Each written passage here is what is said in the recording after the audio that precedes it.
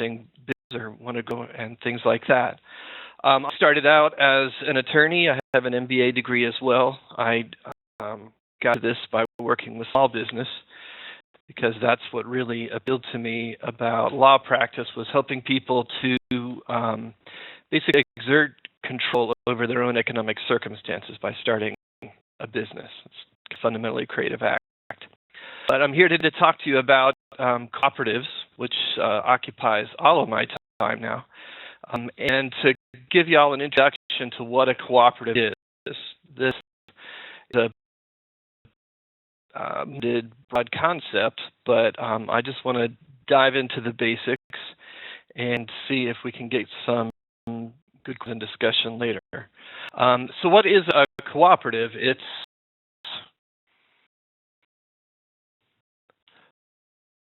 cooperative.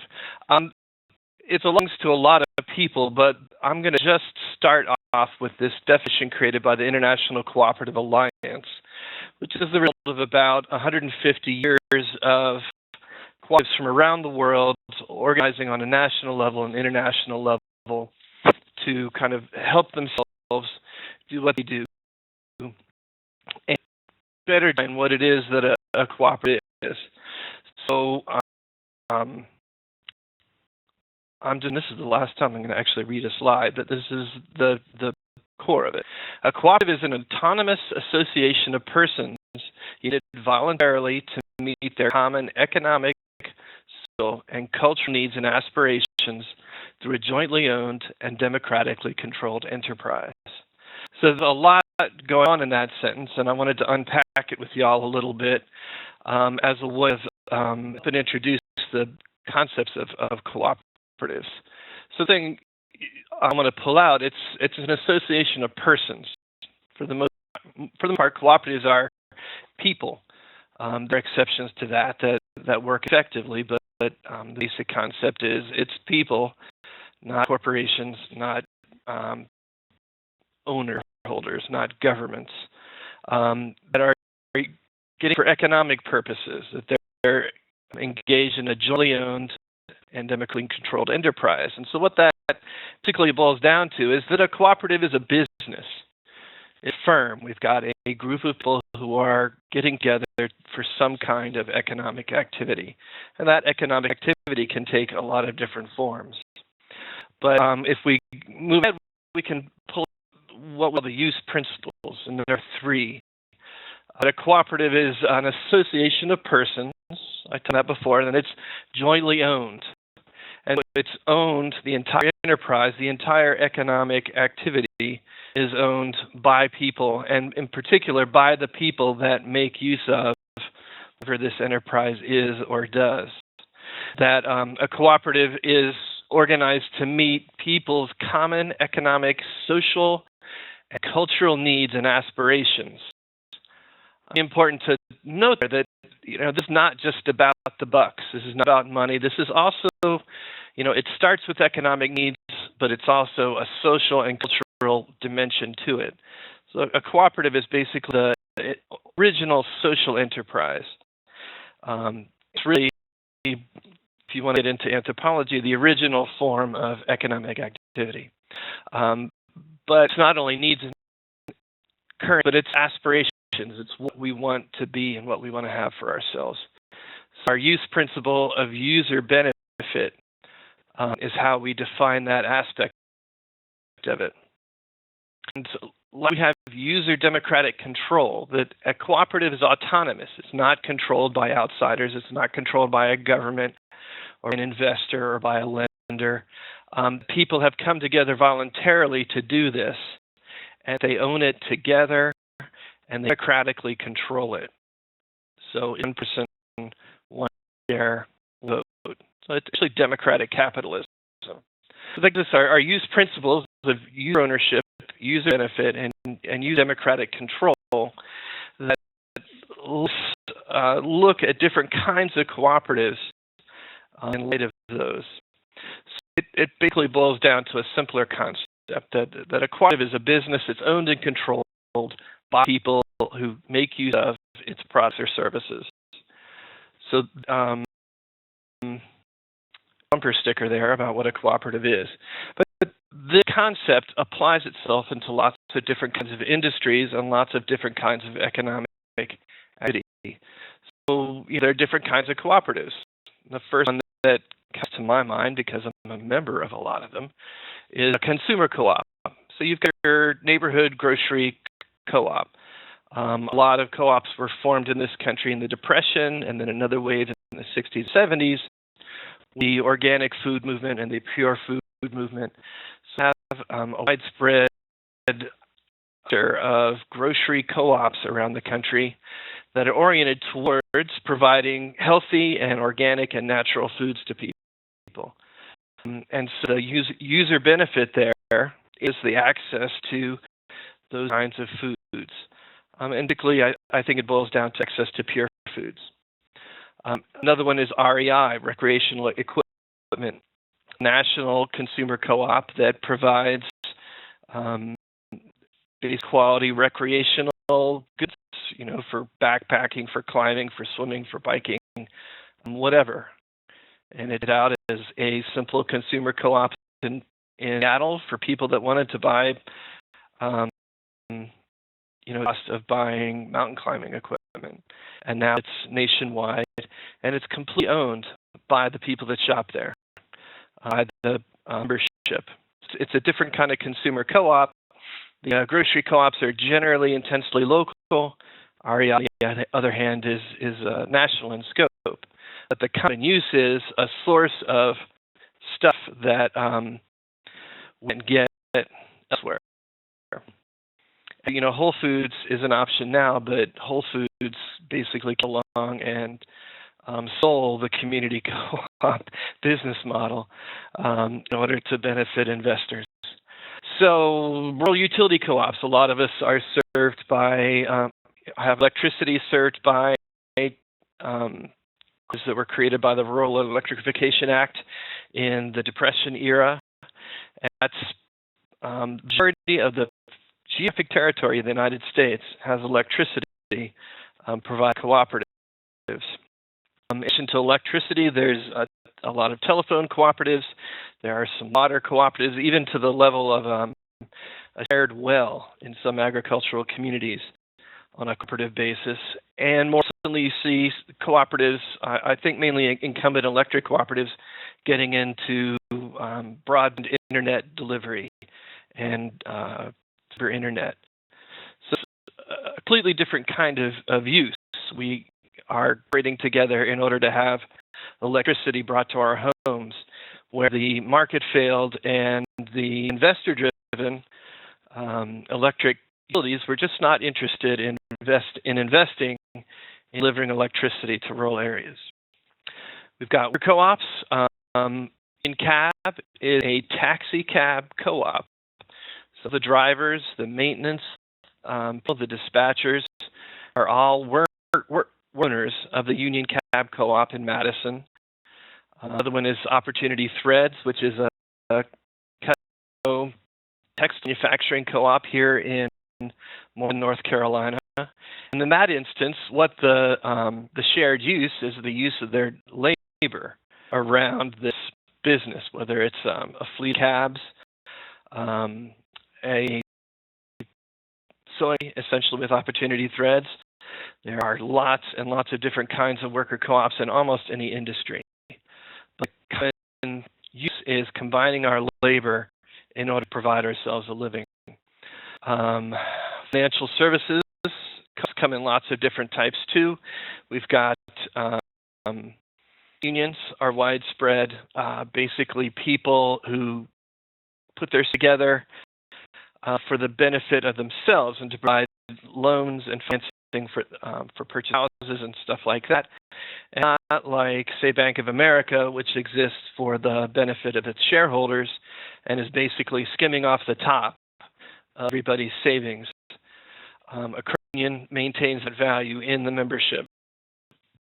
Nationwide insurance, which is kind of decloaked as a cooperative recently, that they are owned by their policyholders. So the shift is pooling the risk of all of our different activities into this insurance company that will invest that pool and pay for ours to be replaced and such in the event of calamities. And then I'm a Country Cooperative Development Fund that is a financing co-op. Basically, the membership of North Country is other cooperatives who invest money in it, but also borrow money from North Country in order to finance expansion, to finance startups and such. So if you're starting a co-op and are going to need some sort of bank loan, to cooperative sources of financing before you down to your neighborhood bank or to the SBA. They're kind of co-op that is largely invisible as a co-op. It's business purchasing, and it's very widespread and a big activity in this country. But for the most part, we don't see it because it's cooperatives among businesses to share their economies of scale in terms of buying power. So the example I have here is Ace Hardware, where all of the purchasing for all of the Ace Hardware stores is done cooperatively by the franchisees. In fact, the franchisor of Ace Hardware, that brand, is the cooperative of Ace Hardware stores. One is Independent Pharmacy Cooperative, which supplies pharmaceuticals and other goods to your neighborhood independent pharmacy. And if it kind of seems miraculous that you've got a couple of real people behind the counter at your pharmacy down the corner, part of a major brand like CVS, how can they even exist in the face of that competition? It's because of purchasing cooperatives like IPC. So again, I've reviewed different types of use, different types of stakeholder groups in cooperatives, and we can combine those and have what we call a multi-stakeholder co-op, where you've got more than one group participating in the business, and and different groups have different beneficial uses out of that. So one of the first that I'm aware of, and actually one of the early members of Weaver Street Market, which is a cooperative grocery store here in North Carolina, in Hillsborough and Chapel Hill, that has a consumer ownership, like a lot of food co-ops around the country, but also its workers are worker members, and so there's a separate class of workership, and workers have representation on the board. And these groups have a shared interest in the success of the business. Business fails, the workers don't have a job, they don't have a paycheck. If business fails, the consumers don't have so their groceries. And so there's a tension involved in a multi-stakeholder co-op because, employees want to get paid more, consumers have cheaper goods, but the common interest in the success of the business, that tension there, and it's an ongoing negotiation. The logo I have up, the other instance is a newer co-op in Viroqua, Wisconsin. The Fifth Season Cooperative is essentially a food hub that is a multi-stakeholder co-op with members, so people buying the food for their own use, with ward members, so people contribute their labor, with producer members, so that's the farmers who grow the crops, and then I think a distributor and maybe even another class of ownership. So this is our multi-stakeholder concept taken to an extreme, but it's worked out so far over the last few years, and it'll be interesting to see how that on negotiation between all those groups plays out.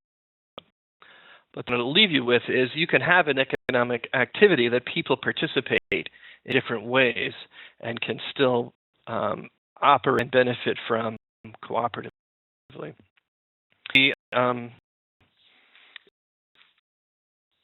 There's a category of cooperatives I've left out that may be the most common you're aware of, and that's farm cooperatives. And farm cooperatives is such a huge segment that it's actually several different things going on. So you've got brands like Sunkist and Land O'Lakes and and Welch's that are all producer co-ops. They are owned by the farmers. And the shared use is the buys their production, have a ready market to sell their crops. They have bigger markets that any one farmer could have on its own. In the West, you have grain co-ops, basically grain elevators, where farmers are aggregating their production in order to have access to markets where an individual farmer could not. But there's also a lot of shared purchasing available for farm co-ops, and that's everything from fuel for tractors and equipment to materials and soil amendments and chemicals, if you're into that sort of thing. So farmers aggregating their purchasing power to obtain the inputs for their farms at a more competitive price. And some of the co-ops I named already are actually engaged in value-added processing. So the co-op itself, in addition to aggregating products, is a business on its own that's revenue generating for the members. So like makes juice, makes jellies, things like that. So you've got a lot of value-added processing. So some of the biggest brands in the United States are actually cooperative brands. And then I think more frequently lately, where farm cooperatives are involved in shared labor, essentially a farm worker co-op. National cooperative concept on farms is, each farm is a family and is its own unit and participates in a cooperative as a farm and in business. But as more folks are now getting to farming, are going through farm incubators and such, access to land is at a high cost. Access to equipment is at a high cost. And folks are finding that a good entry into cooperatives is to work a farm together with shared labor and have basically a farm worker co-op. And I think other presenters getting into that later. So given that this concept, that it's based on beneficial use, based on shared ownership, and based on democratic governance, we want to take a cooperative. We want to start one. What are the major pieces that we need to think about when we think about the cooperative we want to have? And so it boils down into 4 questions. We need to define the business. We need to define the membership. Who are the members? We need to define how we make decisions or governance. And then we need to define how we allocate the benefits. The step is really, what business are we getting into? What is this economic activity, economic, productive asset that we are going to share in the use of? And how are we going to use that? And then we need to think about, because it's a business, who are our customers? So our customers, third parties we are going to sell our products to, are we our customers?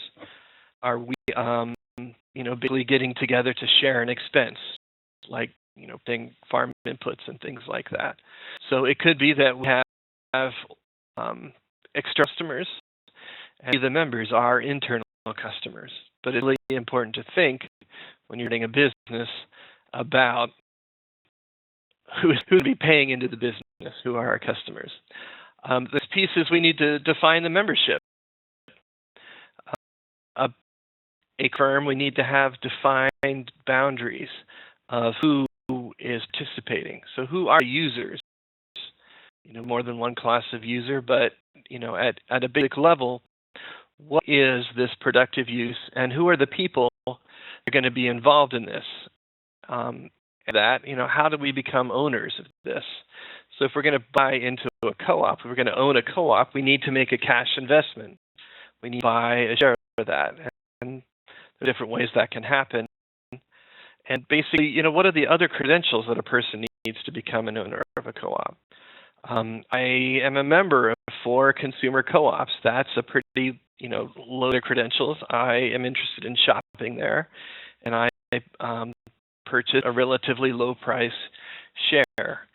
On the other hand, the worker co-op, if you have a business that you are operating through shared labor, want somebody that is able to do the work, the basic ability to supplements or to, in tools, and another example. And you need to have people who are able to cooperate. Not everybody really gets that, and a lot of folks in our society in particular are out for number one.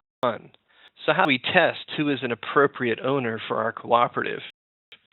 I'm an appropriate owner for a food cooperative in Seattle. I'm not an appropriate owner for Opportunity Thread's textile co-op. But I am an appropriate owner of my shop here in Durham, about a mile away from here.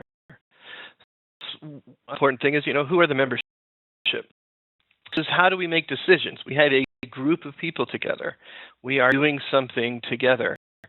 That requires communication, and that requires a reasonably efficient process for making decisions, because it is a business and we are operating in a market, and markets are not always that merciful. We need to have effective systems. So we need to decide, what is the purpose of this business? How are we going to engage in this market? What is our overall strategy? And that's, what we call governance, sort of the big picture decisions, setting the course for the ship. And management decisions, in terms of day-to-day operations, in terms of policies for how we work with customers and how we work with suppliers and things like that. The management decisions are at a close to ground level of decision making. So it's important when we get together to decide, are we going to make decisions? And I think a really important piece of this, because we are talking about a group of people, is how to resolve conflict. Because a group of people together doing anything, it's guaranteed that you'll have some conflict arising between people that have different ideas about ways to do things. And so you need to sort of build into the DNA of your business methods for resolving conflict in a way that everybody buys into, everybody knows how to participate in, and everybody can live with the results. So the business can move forward without being mired in conflict.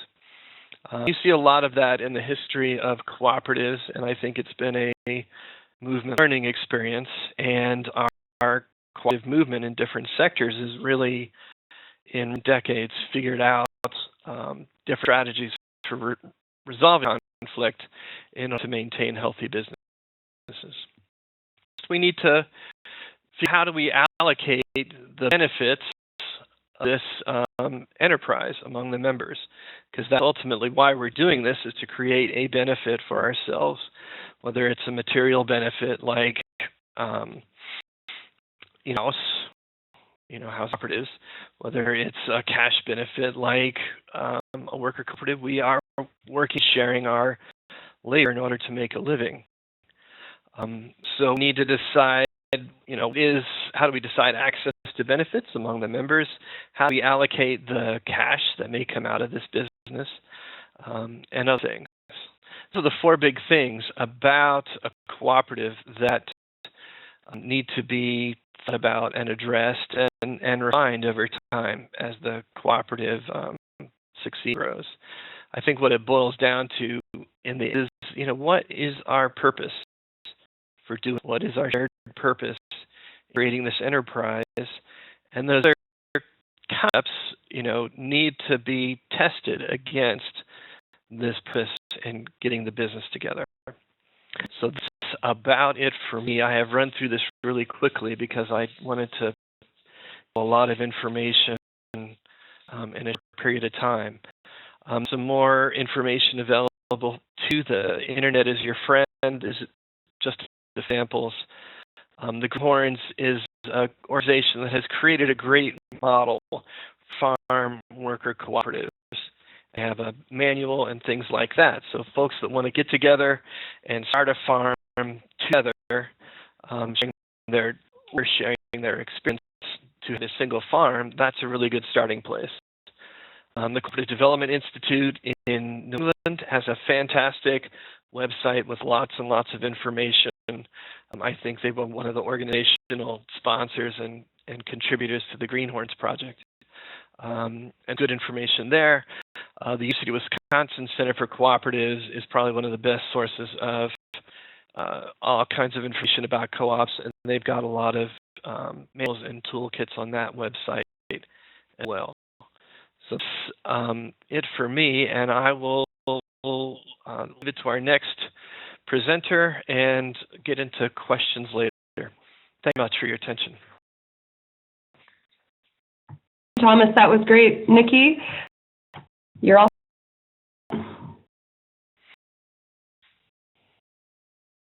The first part of this. Oh, there I am. Thank you, Thomas, for laying a strong foundation on cooperatives.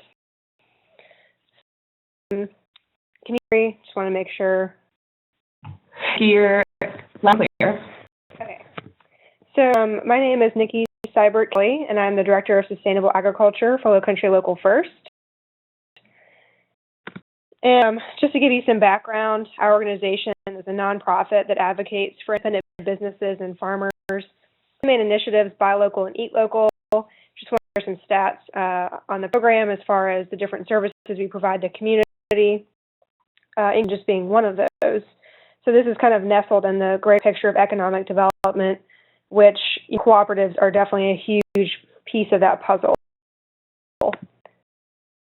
Essentially broken down into our Growing New Farmers program, farm services, and consumer education and outreach. We're doing farmers section is really our new farmer training initiative that includes a certificate in sustainable agriculture and apprenticeship that works Incubator Farm, and we're developing a land matching component for that.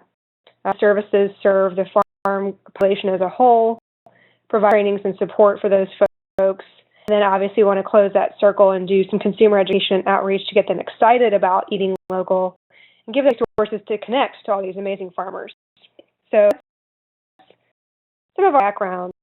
Today I'm going to talk about an experience that we had at the DirtWorks Incubator Farm, exploring the opportunity for cooperatives with our farmers. This is just some stats on the program. We launched in 2012, and we still have our first series of cohorts.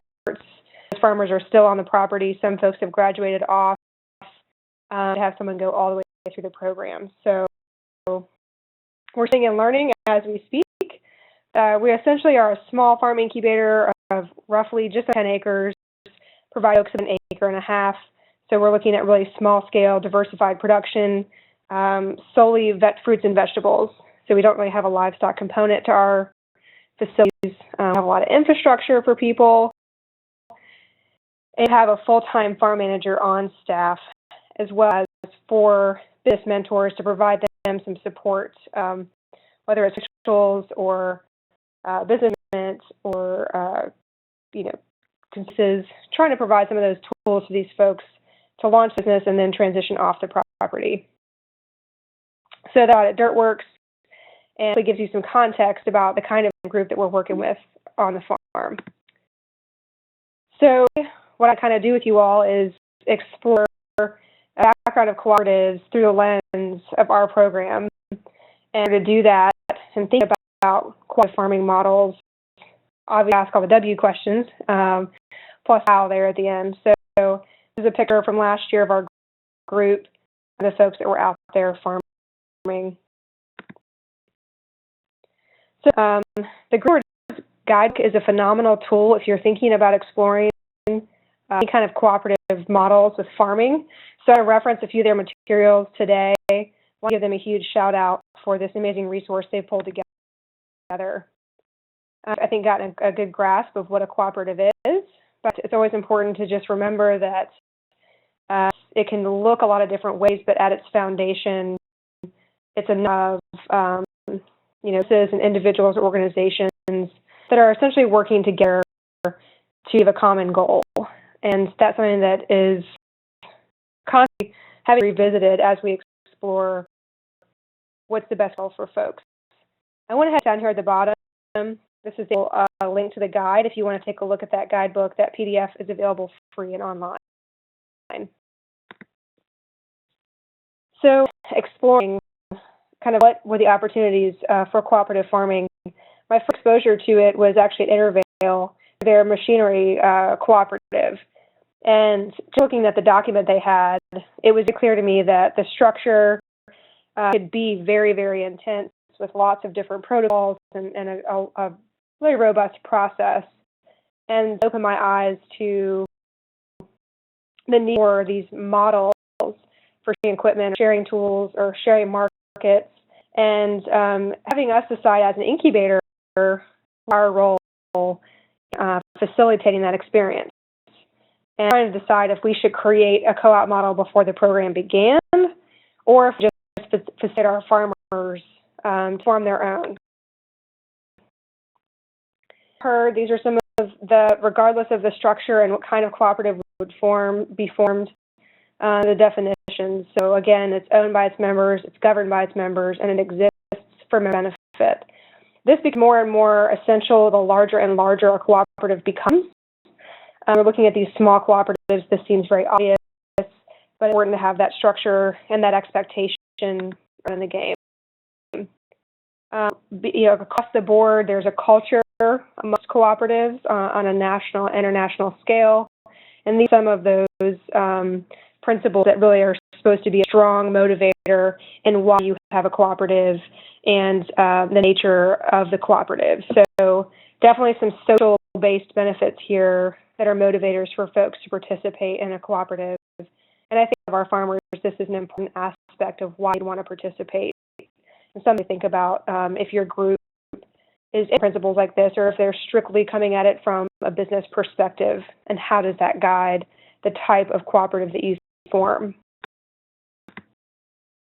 We're thinking about why the energy to create a structure for cooperatives for our farmers, or why farmers themselves invest the time in forming a cooperative.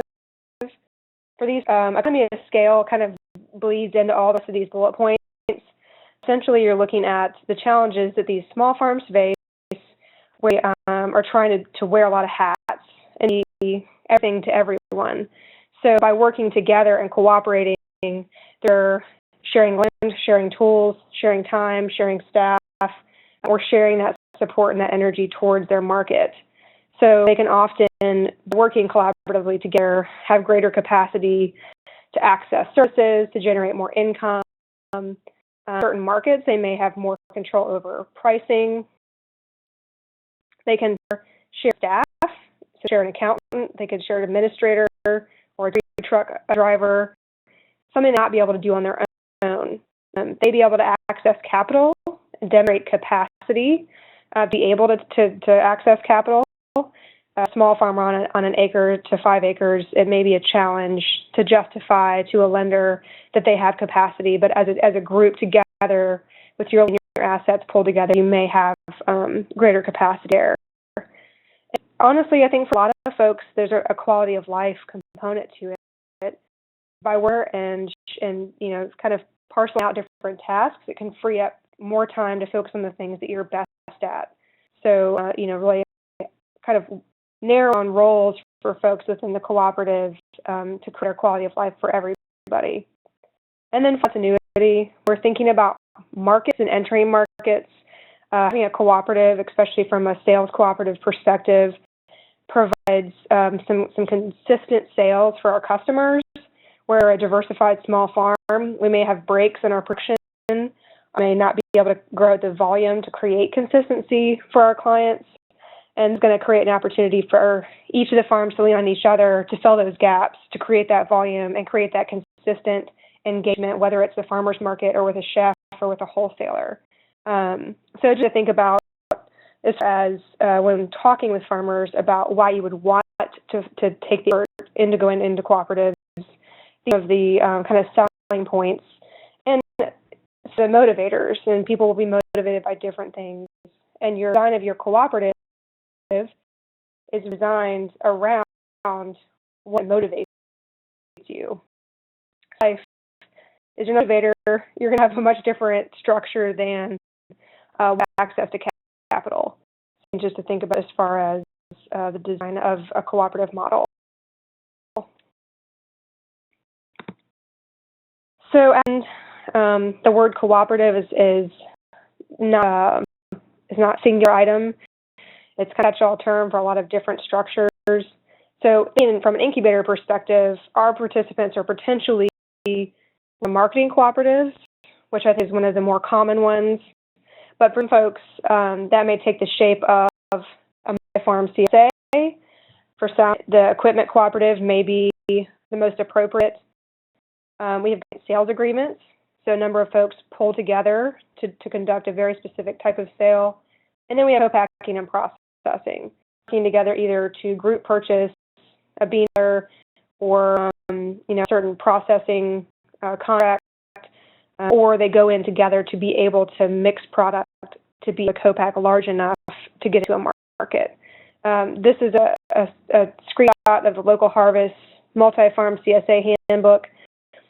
When you deeper dive at any of these structures, there are a lot of tools that are free and designed for farmers to help you better understand what the aspects of these look like and what the structure should look like. There are a lot of tools out there, and that's what's refreshing, is that you don't really have to reinvent the wheel. Someone has already done it, and they've already explored these and thought through the pros and cons and realities of when the road meets the road. If you ever see any presentations, I pretty much put this in every single one because I think it is so essential that folks do some self-evaluation before they make a decision. It's very easy to say, I visited this co-op in Vermont and I want to do something just like this. First, you need to understand if you have capacity, the expertise on your team. Do you have kind of contacts and relationships that are necessary for that to succeed? Is your market in a place where the market can bear a cooperative? Is there room for the cooperative? Others that acknowledge and value the importance of a cooperative? And are you faced with challenges or limitations that are going to prevent a cooperative model from being a successful tool for your farmers? So this is something that you as an organization should think about. If you're going to facilitate or create this structure in advance of your farmers coming, or if you're working with farmers, I would encourage you to facilitate this process of them thinking about their strengths, weaknesses, opportunities, and threats, so they can define and create a cooperative that truly serves them and stand a greater chance of success. So just being honest with ourselves and recognizing the limitations, within our own community, within our own team, change. As changes, as farmers within your incubator change, you're going to need to touch base with this again. I had some folks that farmer in the program that just knew everybody, and she was very well connected, and that had a major role and capacity to do cooperative selling. So she left the program, had to kind of reality check. Well, who's going to contact? Who's going to reach out to folks? How do we continue those relationships without that person here? They're really thinking through not just how you are now, but how you're going to change and what happens if someone leaves. Who's going to fill that role if they leave? So this is not a one-time, we don't do it ourselves, one-timer. We should be constantly thinking about how we're changing and how our programs and cooperatives should change accordingly. This shift gears into talking about our experience personally and limitations that everyone's markets are different, and I think a lot of times people will say, well, that only works because you're in Charleston, or that can work because you're in North Carolina or Vermont or California. So this is kind of our bias and our perspective of where we were coming in and what has guided the decisions. So in Charleston, we have a very, very strong farm-to-table movement, a lot of chefs that buy local. They're interested in working with local producers. But currently we have kind of a lot of different farms knocking back doors, selling small amounts of product with some inconsistency, which that creates an opportunity. Food Hub that does distribution, they do more than just vegetables. They have some cheese and nuts and grains. Had been doing 100 years, and now they've gone statewide. So it's another person that's in our market arena doing distribution. a large-scale wholesaler that distributes locally but sources nationally. The entire local buying arm of their program. We have SAs in the area, and 19 farmers markets just in the Tri-County. So there's a lot of market engagement, but by now we're saturated. A lot of folks that want access to produce still not able to achieve that, and the professionalism and consistency of that access is still an ongoing challenge. So we demand, and I think this market is still seeking ways to connect with farmers. With folks that are very open, Sean Brock, we've got tons of James Beard award winners, people that want produce. Restaurants are very tight ships, and they're really based on professionalism and volume and consistency. So it's no longer just knock back door with some beautiful dishes and having them get sold. You need to be consistent. Your product has to be consistent, and the quality, the pricing has to be competitive. Have to be there, coming there week after week. So it's amazing to have a supportive farm-to-table community, but now the expectations are higher on what farmers should be doing and bringing to the back door. That's changed, and so the market is definitely becoming more professional. So self-evaluation. Within the incubator farm, similar to most of you all, we have small farms with limited amount of diversified product. The second bullet has a little typo here. We have a desire to have both diversified product as well as diversified markets, is what that's supposed to say. A little bit of that wanting to grow everything and being to everyone condition. I think a lot of young businesses have that challenge. Also, the normal farm, balancing the need to grow with the time that it takes to sell and market their products. And thank you, Britt. So interest in strong branding and relationship building, but challenges with capacity. So these farms want the chefs and the consumers to know who they are and what's about their product, but at the time they struggle with being there all the time to be the face and be the brand. So that's what we found with our farmers were some of the challenges they were facing. So they're growing beautiful product. Post-harvest handling is looking great, but challenges with consistency and volume. In this case, you can see a picture of a whole lot of carrots all at one time. And so, learning some lessons in relay planting and succession planting. So they're all learning as business owners and producers at the same time. So it's an additional challenge when we're thinking about cooperatives for incubator farmers, because it's another set of lessons that they have to learn on top of learning how to be a business owner and how to be a producer. It's not having the cooperative get dragged down by mistakes that are made or structure. So if mistakes are made, it does ruin the marketing brand of that cooperative. So the way it unfolded, we didn't want to create a cooperative structure or a CSA or kind of structured sales outlet for our farmers.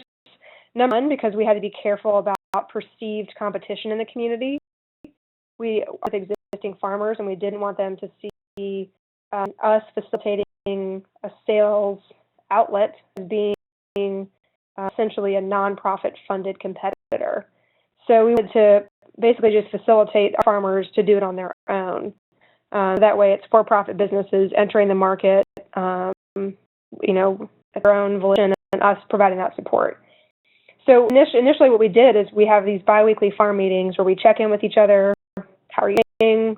What are challenges? And then I give them kind of program updates and resources and training.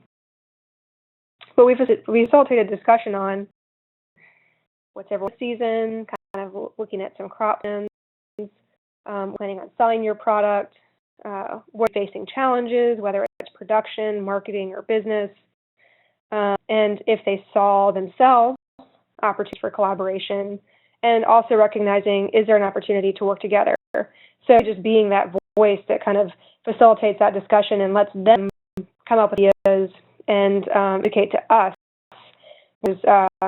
some opportunities or threats for them. The initial kind of cohort of farmers that we had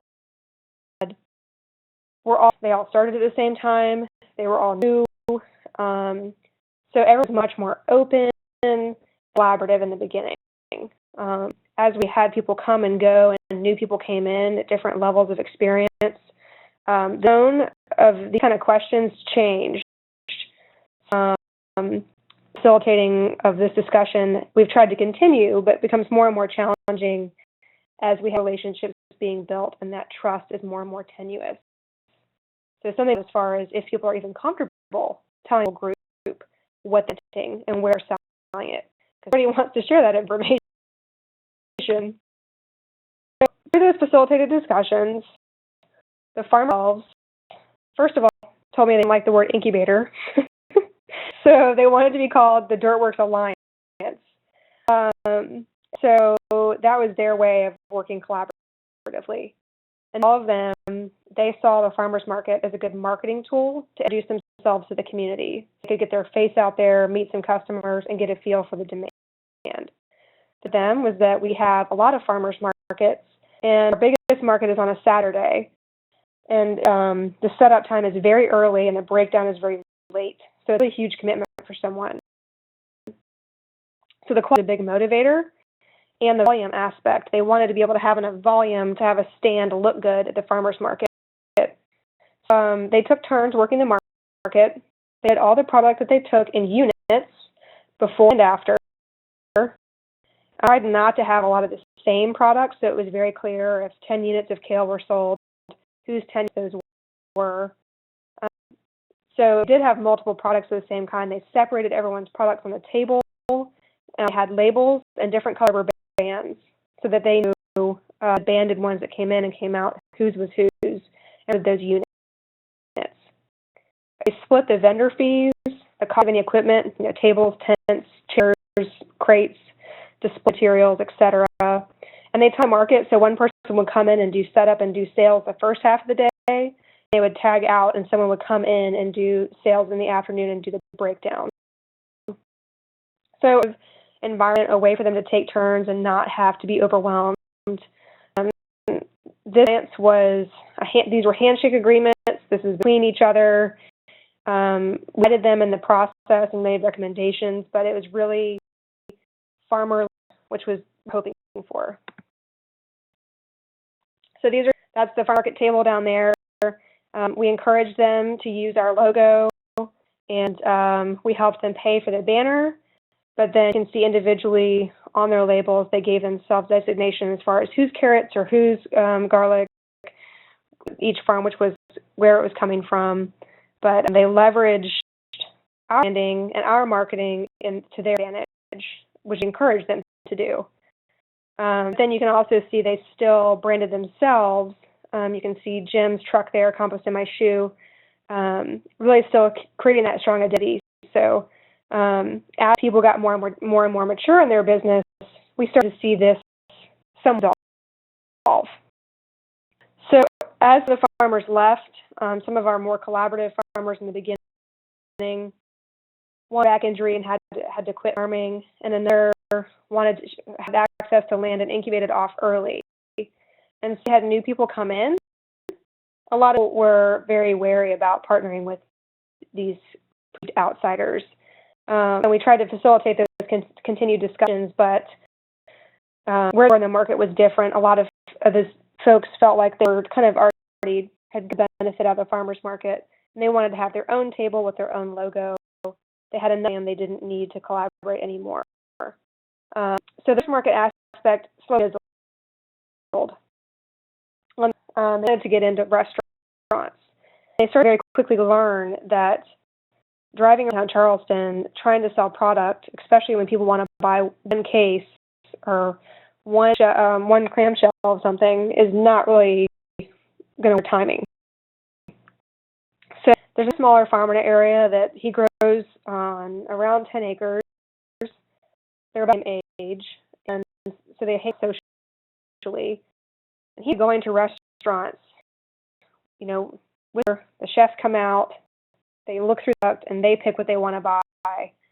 And so he was having problems with having consistent income. So he talked to all of our farmers and asked them if they'd be willing to sell in. Selling through this third-party farm. At this point in time, that farmer and our DirtWorks farmers came to me asking for more information and support on what it means to actually be a cooperative. So USDA cooperative specialist for our state. A link at the end of the presentation about the kind of services that USDA provides for cooperative support. And down and did a 2-hour-long training for our farmers on cooperatives and the cooperative structure. So as soon as we finished the meeting, everybody was completely I don't realize that this is an actual legal entity, opening a bank account, and that there's voting, and there has to be structure, and that there's actually administration, which is just a scary word for a lot of farmers. The record keeping that they need already, a challenge to add more seemed overwhelming. Through the discussions, I think we also realized that understand the opportunities for cooperatives were.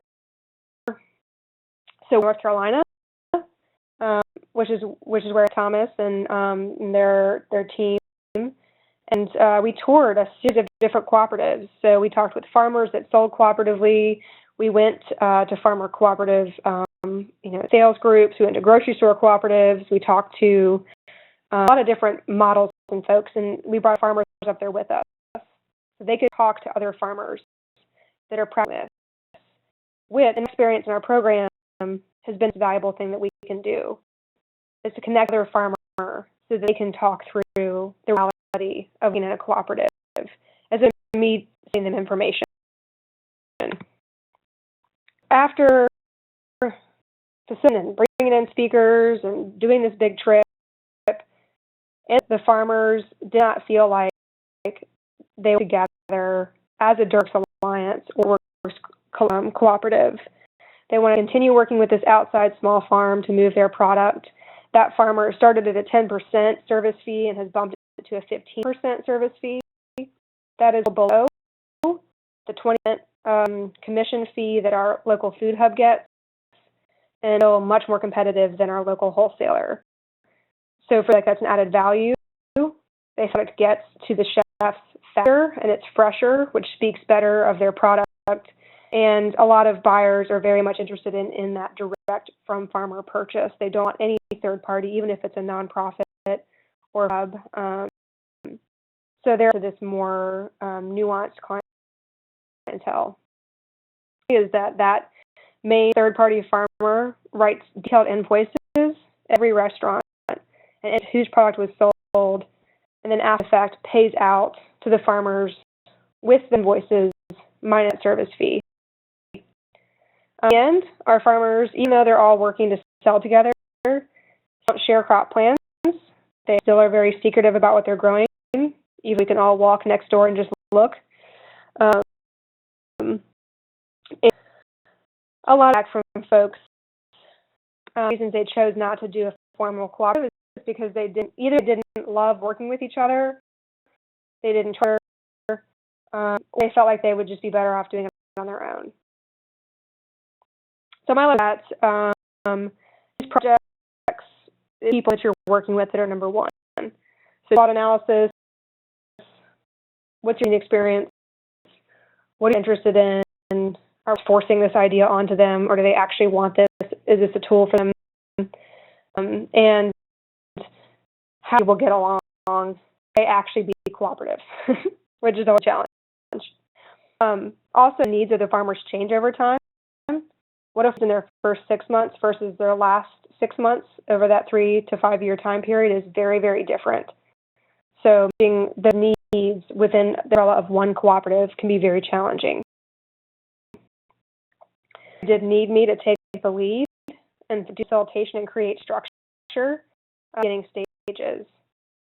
But regardless, it's still essential to have at least one farmer who is taking charge and who's pushing the envelope and who is motivated. Just because these are farmer cooperatives. So if the farmer that is super engaged, we have to be careful about what our role is in that, and if are we serving the needs of the farmer that they want. In the end, there was a lot of questions about online tools and some frameworks for joint selling, how to do this on the back end.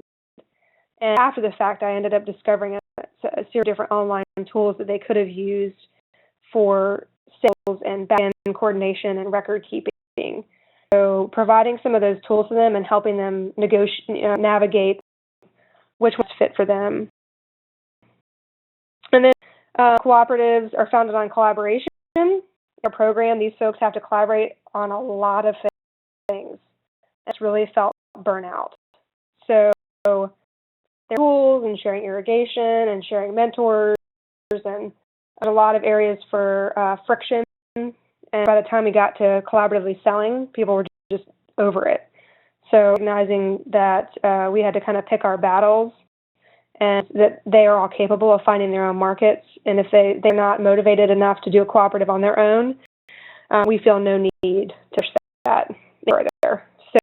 So again, our lessons are essentially that we tried to explore cooperatives and in the end found that this current cohort was not ready or invested in creating a structure, but that they're still working cooperatively in their own way. And we continue to try and provide them the tools to do that as best we can. So resources for you all. Again, that Green Horse guide is amazing. EA has published over 55 publications on co-ops. This one, first link there is their most recent one. And the one is just kind of their programs and staff overall. You also put out a guide if you Google, cooperative farm cooperatives, cooperative guides. You'll stumble across a lot of different resources. So our website and my contact information. I encourage you to reach out if you've got questions. And if you're ever in the Charleston area, we always love to host folks, visit our farmers, and take a tour of the farm. We are recovering from the flood, so things aren't exactly the top of their game right now, but we all love to share ideas and folks to visit. So thank you so much for your time. Thank you, Nikki, for sharing that process with us. Wes, you are up.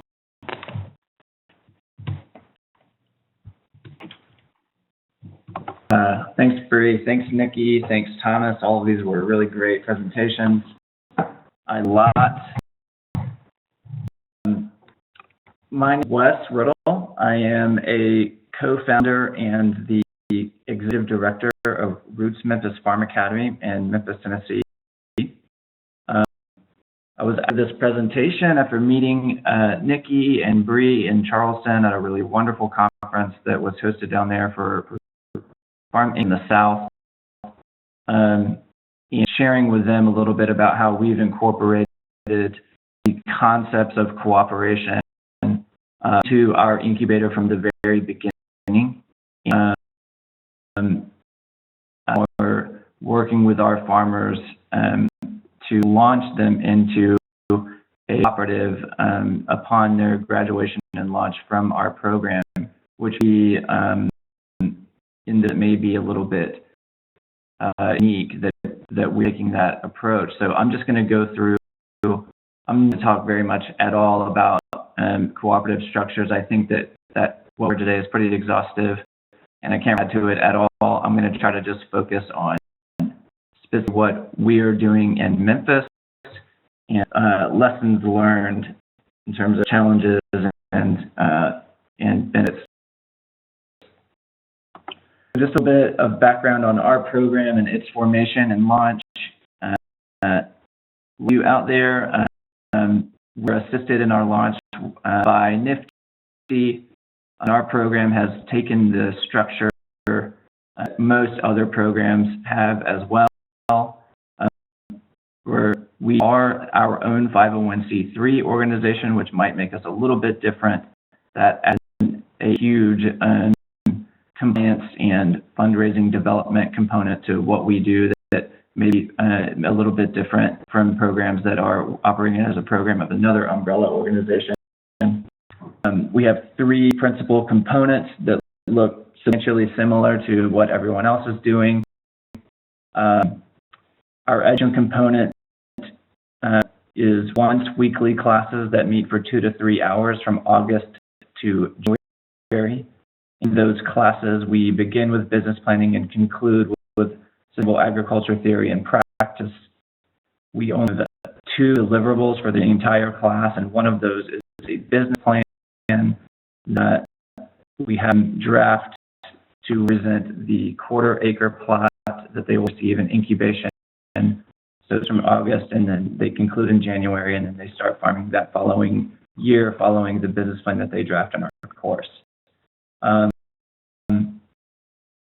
Education, we do a lot. We drill down really heavily into what we consider to be the realities of small profitability and economics and our region. We take a really hard look at market and role for new and beginning farmers in the market. And one of the ways in which we sort of help stand the benefits that work cooperatively can bring to them, and then also some of what we consider to be necessities for farm viability. Our process is designed to be a minimum 3-year process, and then we're still sort of working out to do with farmers that need to stay a little bit longer. I'm going to incubation in this presentation because it's in incubation where we have implemented these cooperative processes. We're still so young that we have not made it to launch. We're at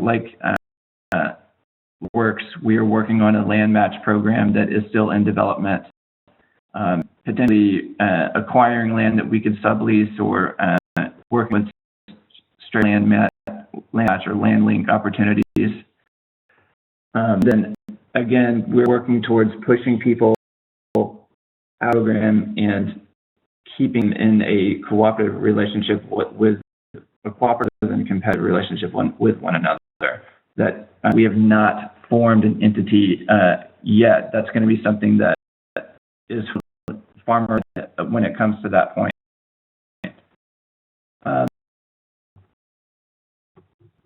So this is what our incubation process basically looks like. It's our incubator farm right there out at Shelby Farms Park in Memphis, Tennessee. Our farm quarter-acre plots, and as they demonstrate success, they are able to scale up. It's years, and we provide them with things similar to what other programs have: shared tools, heated greenhouse, shared mainline irrigation, tractor implements, and tractor work. We actually do tractor work for them on the front end before we give them training as they're able to scale up. Storage and prep area, etc. And then innovation,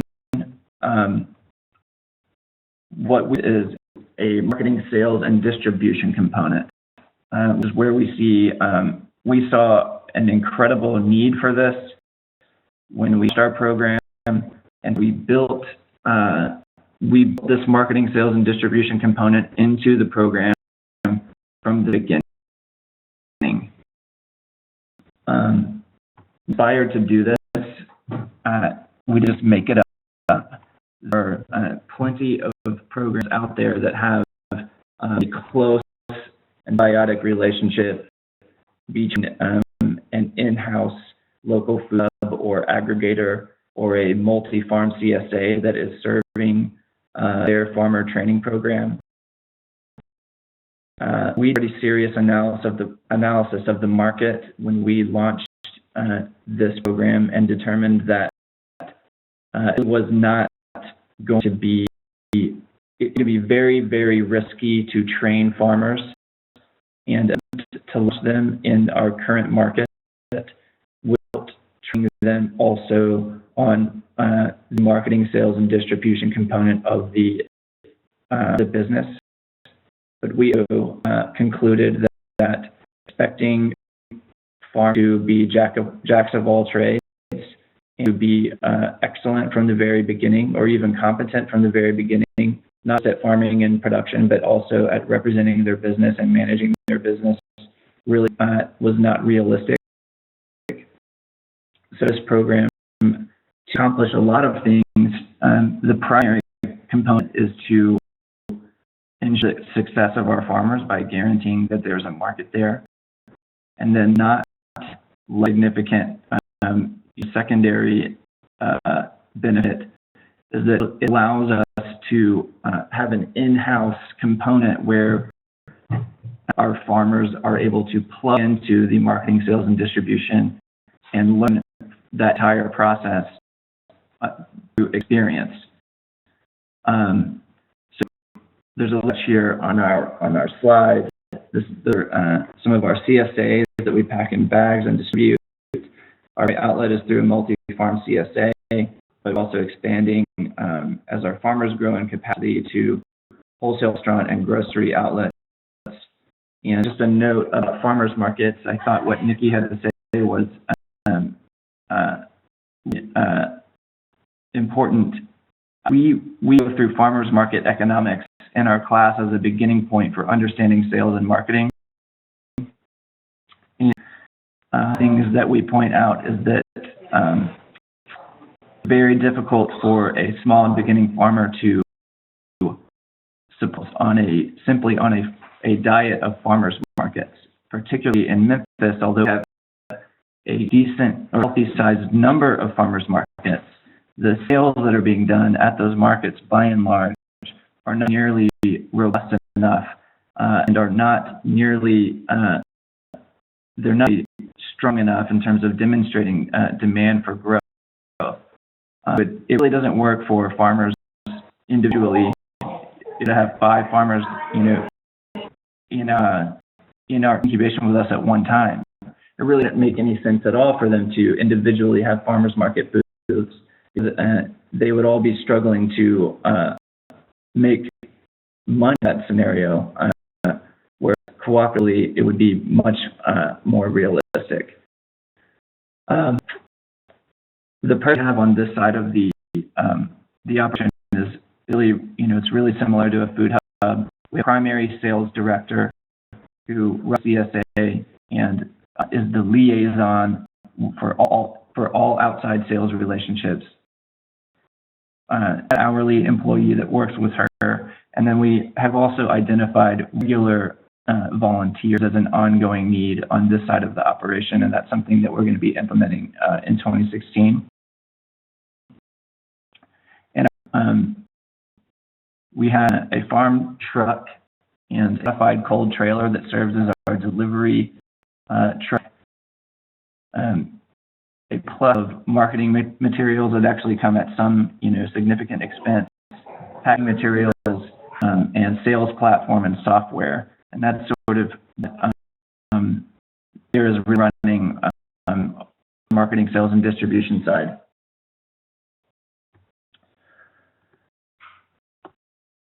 To make all of this work, it's really necessary to have fundamental cooperative structures in place.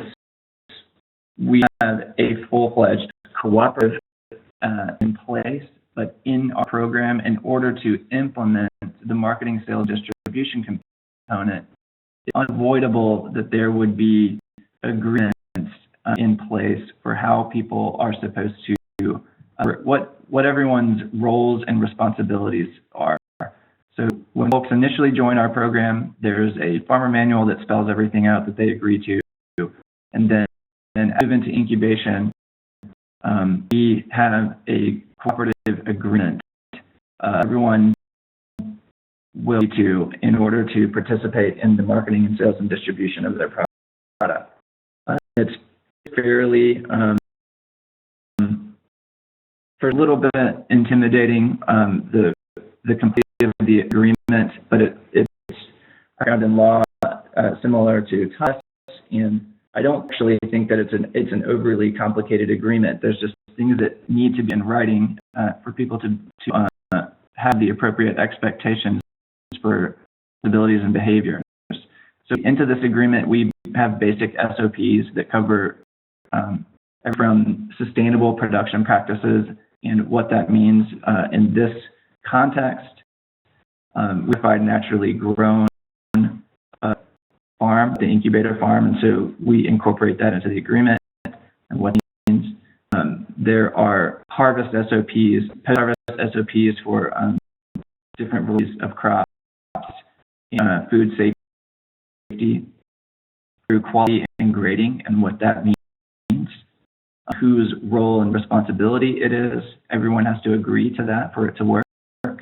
And then, of course, the markup or the revenue split in the agreement, and everyone has to agree to that. All of this work, there's an ongoing crop planning conversation that is it's necessary.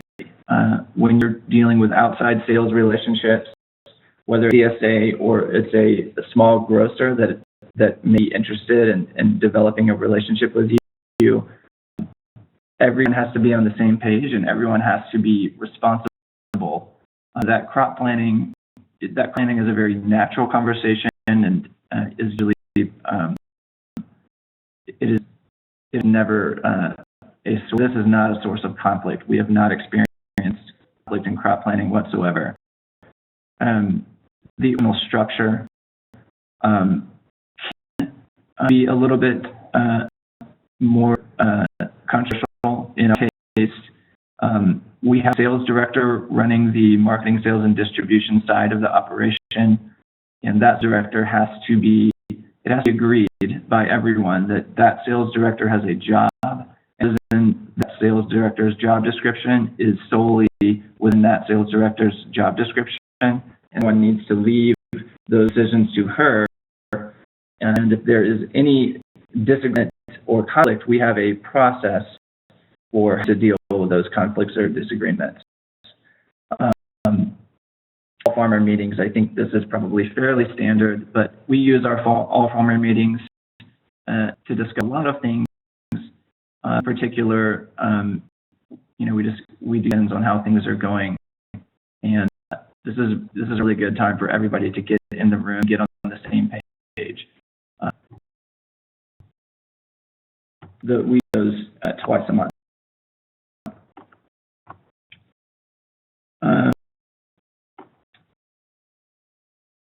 Right. I will say that we were incubators. I believe we were formed in 2013, and our first cohort of students landed in January of 2014. So the farming season was just our farming season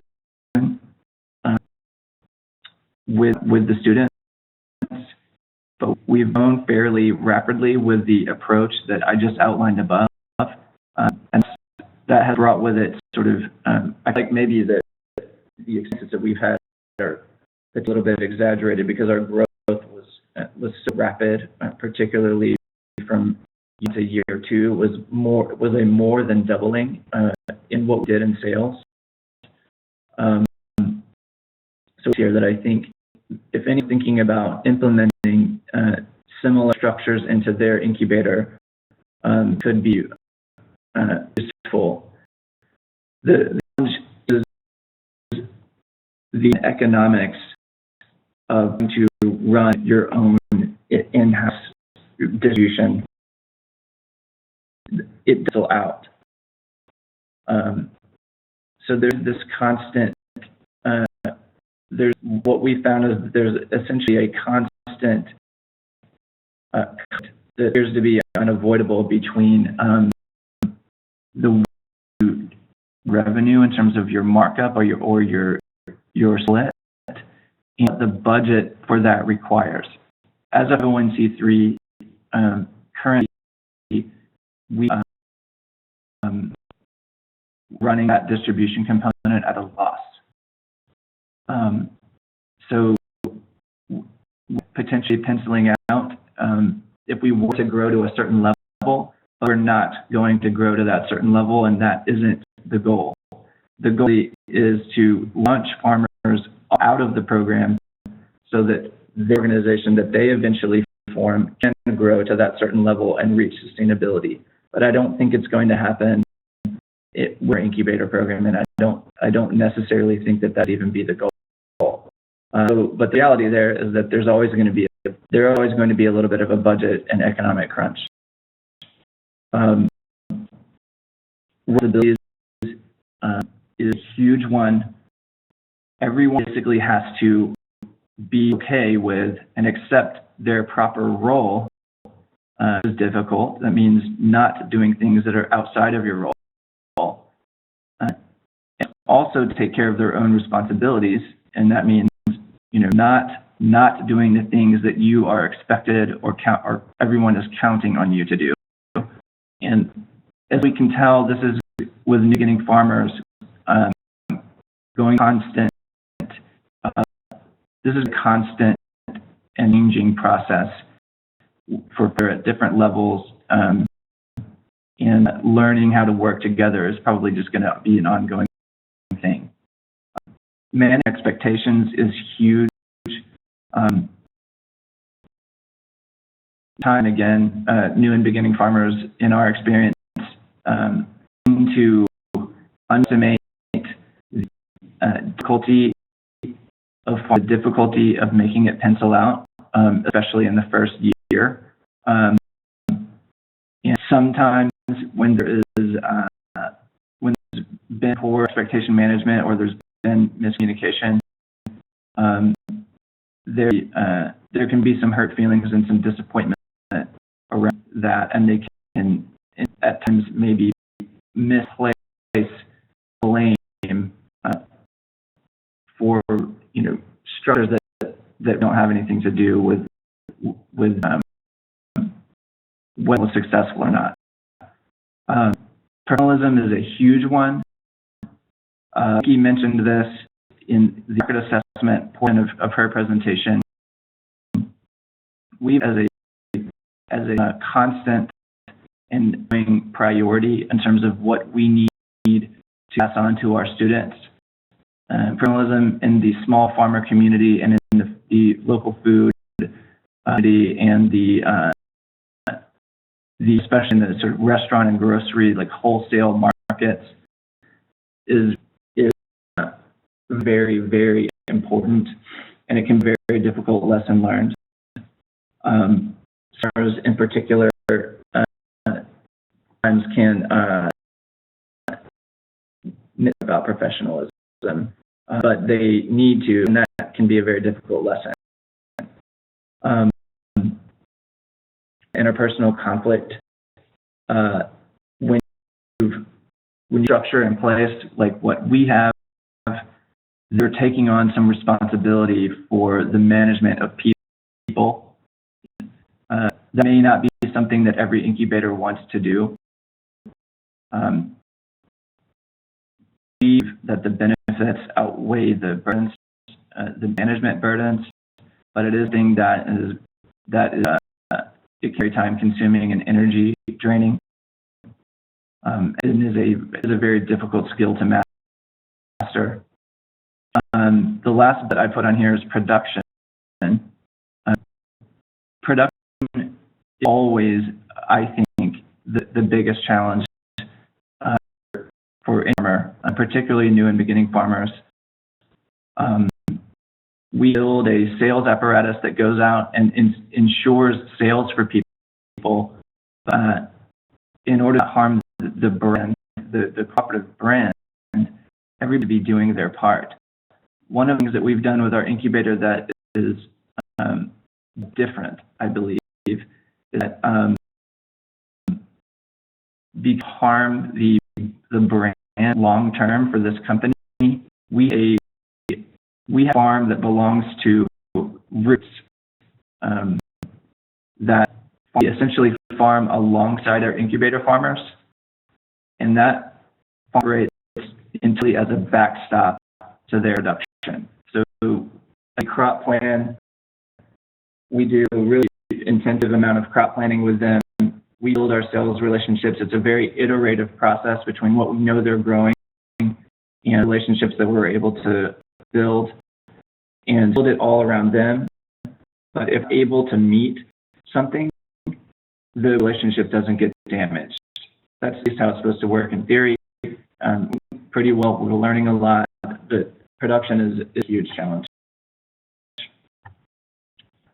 What I'll say from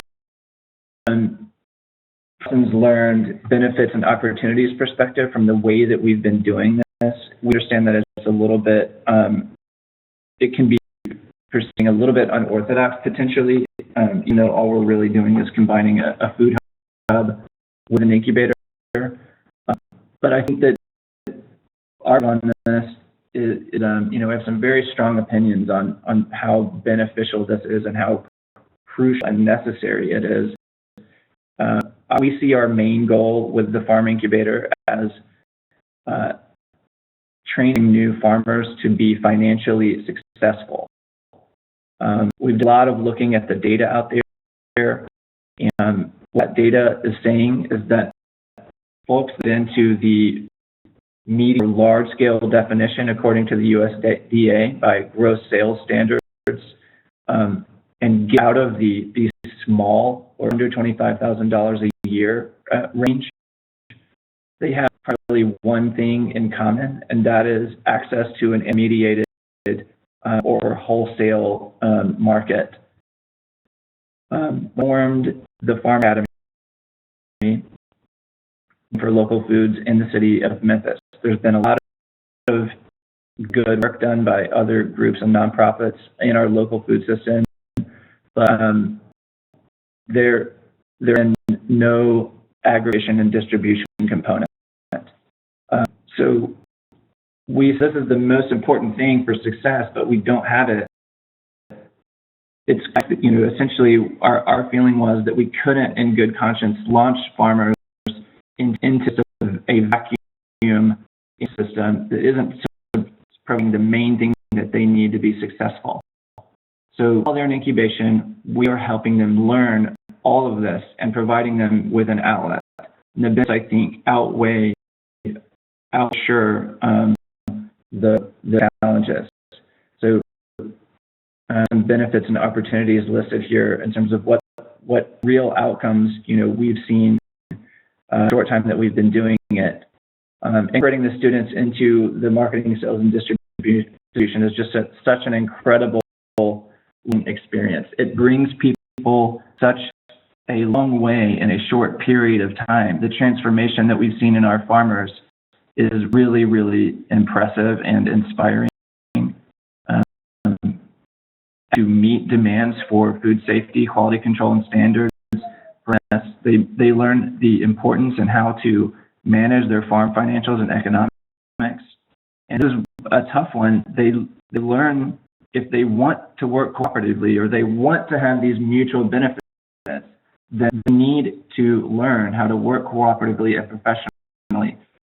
That's really hard. It doesn't seem to be something that people are naturally inclined to do. You can look at a presentation or read a PDF on cooperatives and their benefits and think, wow, this is going to be really excellent, and then do it in real life, and basically nobody can get along, and everyone's annoyed with each other for just personality reasons. The challenge in a cooperative is to say that this is professional. We've agreed to these professional ways that we're going to interact with one another, and we're choosing to do that because the mutual benefit and the benefit to me is greater than the burden. And do that, we think that we're building folks that are, when they launch out of our program, they are going to be well prepared to own and manage a cooperative of their own. So I went over this, but one of the benefits that we see really is for new and beginning farmers. It's so hard for them, especially in the first year, to come close to being successful financially. This really allows them to be able to focus on farming strictly, focus entirely on becoming good producers without stress and risk of sales. Our experience has been this is a universal benefit. This is universally agreed to be a benefit by the farmers that we've been working with. They they feel comforted and nurtured by this process. The shared visible brand resulting in bigger than a higher percentage of sales in terms of with ours, there's almost no loss as we're bringing it to market, and we're continuing to grow the market for their products, and all really, really visible and easily understood for our farmers, and see that as a benefit. So that in Memphis, we're 2 years in. We're very excited about the future. We're also interested in hearing from other people who are wrestling with the same the issues and problems. We are thinking and sound and disciplined thinking on this. I would love people to reach out to me or visit us if you're ever in Memphis. Thank you very much. Thank you, Wes. We are right up on time, but Wes, I actually am going to keep you unmuted here because we have a question for you, basically around how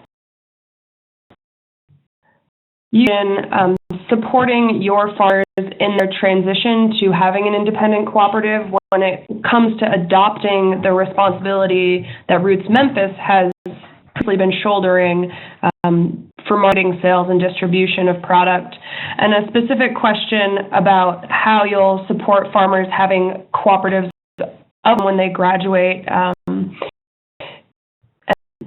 how you'll support them in developing the systems they need to cover the funds,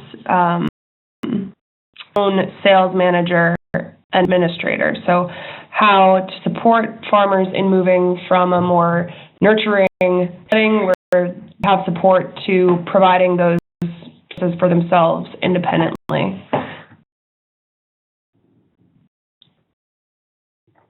Good and intense question. I don't have the answer to that.